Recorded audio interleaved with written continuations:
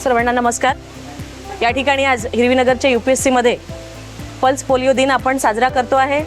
आमचे सन्माननीय मार्गदर्शक या पूर्व विभागाचे लाडके आमदार सन्माननीय कृष्णाजी खोपडे यांच्या मार्गदर्शनात आमचे सत्तापक्ष नेते, आमच्या या प्रभागाच्या नगरसेविका सन्माननीय पडवळीताई, आमचे शिक्षण सभापती या प्रभागाच्या नगरसेविका लड्डाताई, सन्माननीय अंकित सर, सेलोकर सर, उपस्थित या UPSCचे सर्व डॉक्टर्स, संपूर्ण स्टाफ, आज पल्स पोलिओ दिनानिमित्त खूप चांगली व्यवस्था, खूप चांगली कामगिरी या ठिकाणी या UPSC मध्ये आपण होऊ घातलेली आहे। नागपूर शहरातील 6000च्या वर बूथ या पल्स पोलिओचे आपल्या नागपूर शहरात लागलेले आहेत। संपूर्ण पोलिओ मुक्त आपला भारत झालेला आहे, परंतु काही देशामध्ये अजूनही कुठे कुठे हे रुग्ण आढळतात आहेत पोलिओचे।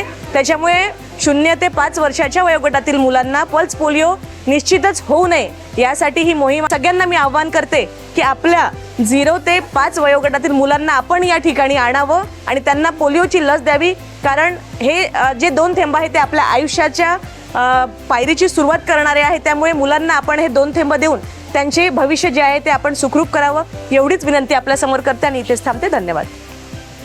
नमस्कार। आज 28 जून रोजी नागपूर महानगरपालिकातर्फे आम्ही पल्स पोलिओ दिवस साजरा करत आहोत। या ठिकाणी माननीय सत्तापक्ष नेता उपस्थित होते, माननीय आरोग्य सभापती मॅडम, माननीय शिक्षण सभापती मॅडम, सन्माननीय नगरसेवक, तसेच सर्व लोकप्रतिनिधी, सर्व जे स्थानिक लोक आहेत ते इथे उपस्थित राहून त्यांनी या मोहिमेमध्ये सहकार्य केलेलं आहे।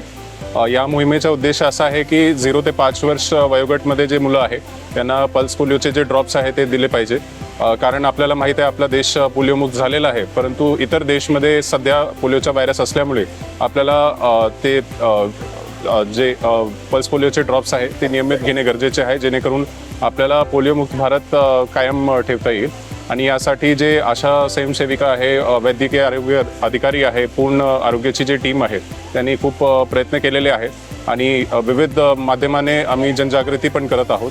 तर या ठिकाणी मी सर्व जे मुलांचे आई वडील आहेत त्यांना पण आवाहन करतो की त्यांनी एन्शुअर करावं की त्याचे जे मुलं आहे त्यांना ते ड्रॉप्स दिले पाहिजे। आणि पोलिओ एक preventive care, pulse polio drops जे आहे ते एक प्रिव्हेंटिव्ह केअर आहे।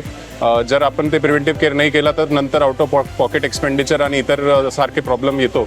त्यामुळे हे ड्रॉप्स घेऊन आपण सर्वांनी पोलिओमुक्त भारत हे संकल्पना कायम ठेवण्यासाठी मदत करावी। धन्यवाद।